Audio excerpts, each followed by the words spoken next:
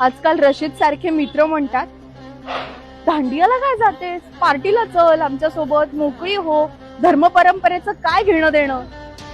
पण मला माहितीये यांच्या बोलण्यात फसणं म्हणजे जिहाद्यांच्या नादी लागणं, त्यांच्या या प्लॅनला बळी पडणं. हो ग, अगदी बरोबर आहे. पण एक सांगू का, जेव्हा मन डळमळतं ना त्यावेळी आपण देवीची उपासना केली पाहिजे, साधना केली पाहिजे.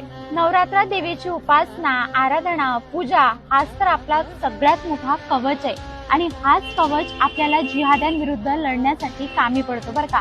म्हणून आपण रशीद सारख्या समूहापासून लांब राहिलं पाहिजे, त्यांच्या संपर्कातही राहू नये. अगं फक्त आपणच नाही तर आपल्या भगिनींना देखील यापासून सावध केलं पाहिजे. अगदी बरोबर बोललीस.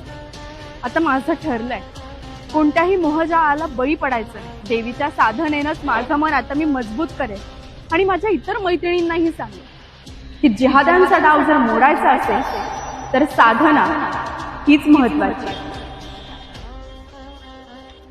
साधना म्हणजे मोहजाळाला बळी न पडता आपलं अंतःकरण आणखी मजबूत करणं.